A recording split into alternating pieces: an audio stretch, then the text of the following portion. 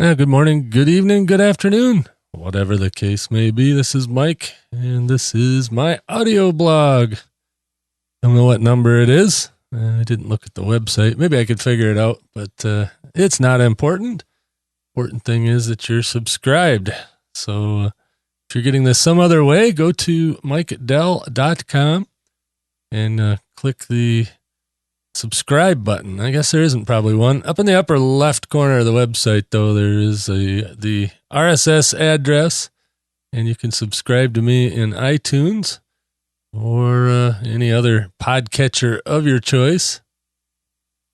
I don't believe I'm in Stitcher yet. Maybe I'll put it in Stitcher at some point. But like I said, this is just my audio blog, so be it. So what's been going on? As you know, I started the new gig with the courier company. I'll leave it at that as far as the name of the company, but it's a local business that covers, pretty much the lower half of the state of Michigan, the lower peninsula, and some into the UP, and every once in a while they get longer runs. And what's nice about it is I can do it in my car. I don't require a van or a truck. If I had a van, I'd get bigger loads and probably more loads and be gone more, but I'd also spend a lot more on gas. And since I want this to be a part-time gig, it's working out swimmingly so far. I've had 3 expedite runs and also doing a route 2 days a week, just a little local route where I'm running between the post office and some of the bigger businesses around town, and then some doctor's offices, and then a couple banks, and that kind of stuff. Takes me about 4 hours, and it's just nice to get out of the house and get out and about in public. So I'm spending a lot of time behind the computer here, and I wanted something just completely different to do on days that, just to do, And what's nice is, they can call me up, and if I'm available, I say, sure, I'll go, and, take some emergency thing to some other city and drop it off and come back at my leisure. Gives me time to do listen to my podcasts again. It's been, a year or so that, the only time I've had to listen to podcasts is when I travel or when I go take a walk or I'm mowing the lawn or blowing snow, whatever. And, I've had to seriously cut down the number of podcasts that I keep up on. And I think last time I went through all the list of podcasts that I was currently subscribed to. So I won't go through that again, but suffice it to say, I'm catching up quick. I had one run last week that went to Columbus, Ohio. And for me, that's about 7 hours each direction. And that was probably stretching the drive time, but it was nice. I definitely caught up on all the back episodes of podcasts that I've been saving up, and it wasn't really as bad as it sounds, and it was rather profitable. So hopefully I'll get sent on one of those every so often. But the other couple runs that I've done expedite wise have been to towns 150 miles away or so. One to Grand Rapids and one up north to a little town up north, and then so far it's been great. Like I said, it's a good thing. Another gig that I just secured, and this is going to help my consulting business, is I'm going to be doing some subcontract consulting for another consultant.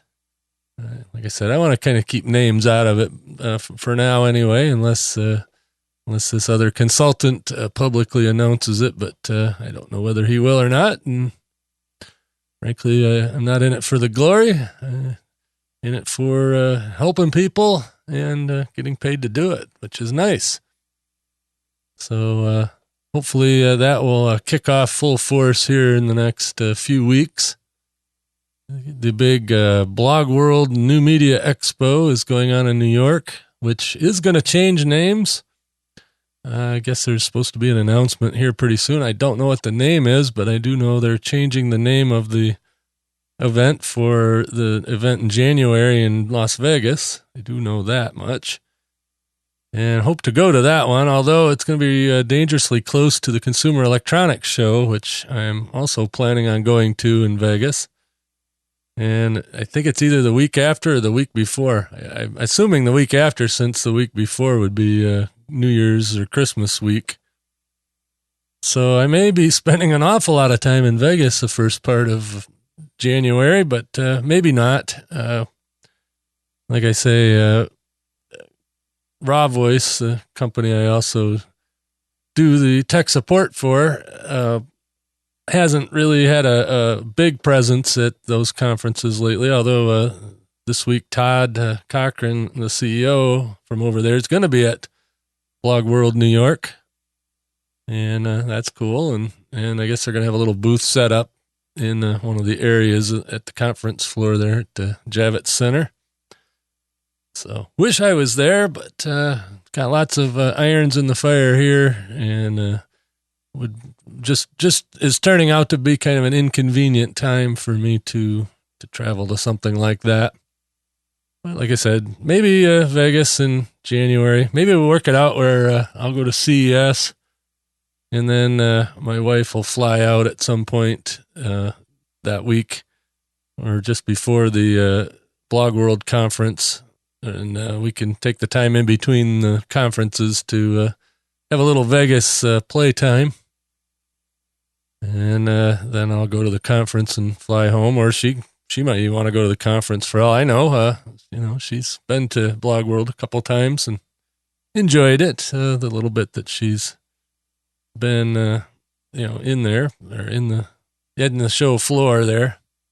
That's when we had our booths there for the first, 5 years anyway of the conference.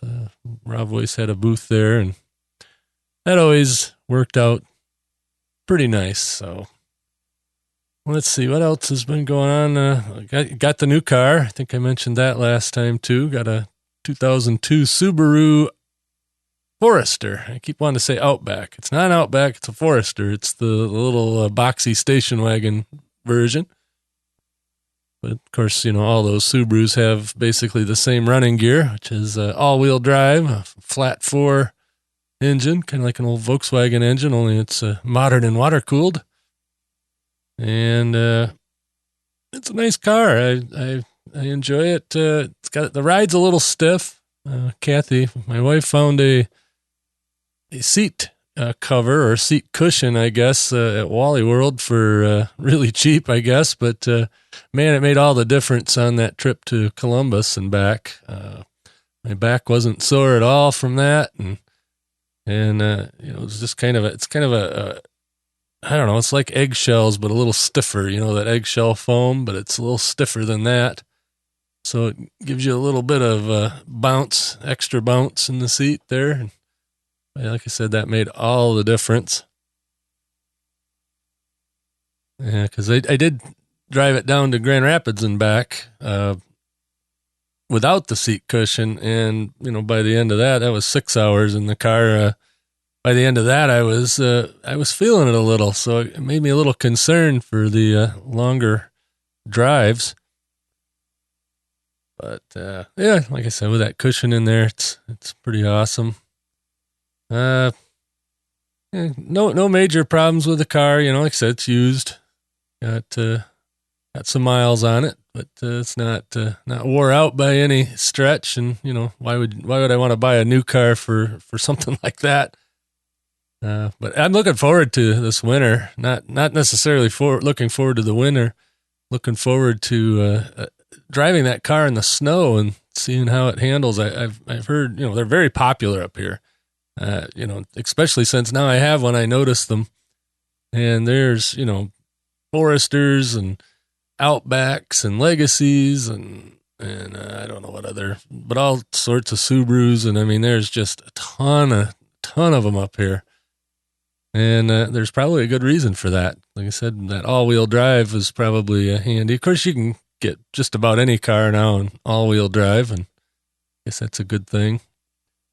But it'll be unique to me. I've always driven older cars, like I said, only had the one new one back in the 80s, and all the rest of them have been fairly older cars. And so, this one's getting closer to modern. It's an '02. It's the newest one I've ever owned, or the latest year that I've ever owned. Up until then, the newest was that 2000 Solera that got wrecked. And so, it still doesn't have all the modern amenities that some of these new cars do. It does have heated seats, though, which, by the way, are awesome.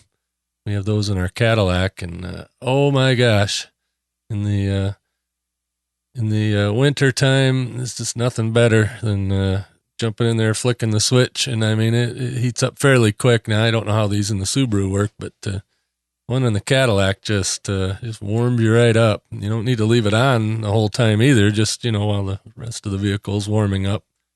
I don't believe in letting the vehicles idle in the driveway too often. I can help it. If I got to melt the windshield, I guess I have to a little bit, but like to keep them from running too much, not doing anything. And one piece of news that I just got, and I didn't read any details on it, but Todd sent out an email saying that Zune had officially ceased to exist, or of course the Zune player, they haven't made one of those in a couple of years. But I guess they're going to either change the branding of the Microsoft podcast directory and media thing. Well, I don't know what you call it, but where you would go to get your podcasts or your download videos or TV shows or whatever. At Microsoft, it has always been Zune, the Zune store, and now, I guess it's going to either change or disappear. I can't imagine it'll disappear. I guess Rob Greenlee, who's in charge of that over at Microsoft, I'm hoping he keeps his job in whatever capacity. He's going to be at the Blog World Expo. So I suspect there'll be some sort of an official announcement, or at least some questions and answers, as much as he would know. I hope he would know something about it. He's kind of a regular there on Todd's Saturday morning tech show over at Geek News Central. So maybe when they have another one of those, although Todd's been on travel for, a week now, his grandfather passed away down here in southern Michigan.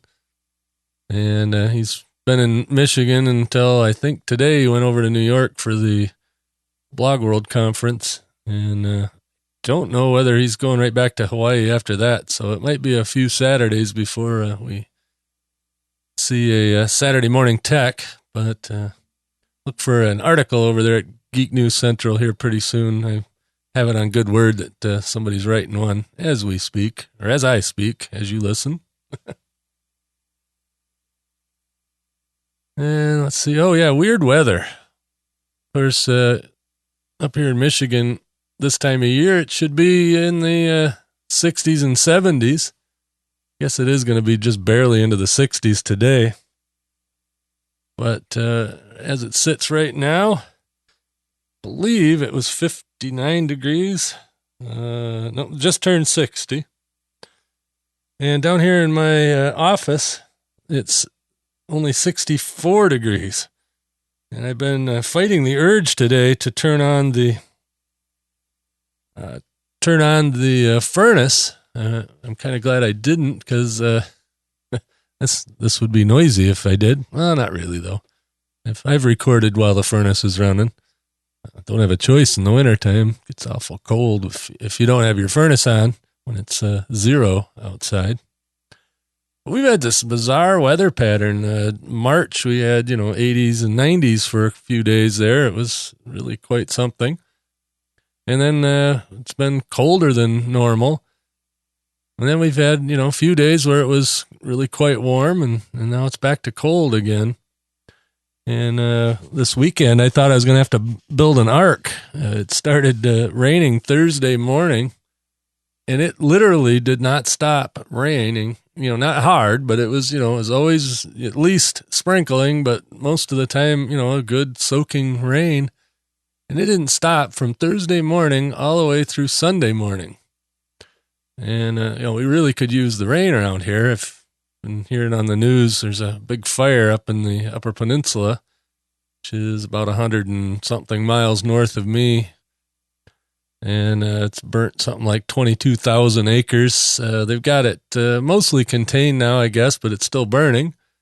And it's burnt, 150 structures that come really close to Tequamanon Falls State Park. In fact, I think it got into the park a little bit, but I don't think it affected any of the touristy areas up there, but I don't know yet. It took down the Rainbow Lodge, and that's, I'm sure, not very well known, but the Rainbow Lodge was a place where my dad and his buddies always used to go to fish in the fall. They'd up there near the mouth of the Two-Hearted River along Lake Superior. Anyway, it burned that down. The only thing that was left of that was a flagpole and a burnout telephone booth. They had an old style telephone booth out in front of it, but the building burnt and all the woods around it burnt. And so I don't know what's going to happen with that. The amazing thing is probably in 2 years you'll go up there and you never know anything happen other than the trees are a little shorter in the burnout areas. But and a lot of it was jack pine, and jack pine actually procreates with fire. This was a natural fire. It was started by a lightning strike. And the jack pines don't release their seeds from the pine cones until they've burnt. So there'll be a whole new stand of jack pines going up there. They grow fairly fast. They probably a couple of years will be, as tall as a person. And, of course, all the other underbrush and stuff will grow back quick. Like I said, you'll be amazed when at least in Michigan, the woods around here, when they've had a wildfire, it does not take a ridiculous amount of time before you would hardly know it ever happened. Like I said, other than the trees are shorter. And a lot of the trees, like some of the big hardwoods and stuff, if all the underbrush burns and even their leaves burnt, they'll actually bounce back. So some of the bigger trees will regenerate next year, and other than some scars around the bottom, you wouldn't notice that they had burnt. So hopefully, those who lost buildings and cabins, and then I guess there's some houses up there. It's a pretty desolate area, but I'm sure there's some full-time residents. Hopefully, they were well insured and didn't lose too much as far as irreplaceable stuff. And like I said, they'll bounce back, but really wish it would have rained more up there. But like I said, down here, we just got doused. The ground is still a little soggy, and it's, what is it now, Tuesday. So but it's not been very warm, so hasn't really cooked off the water too much. Well, I better stop babbling here, get this uploaded.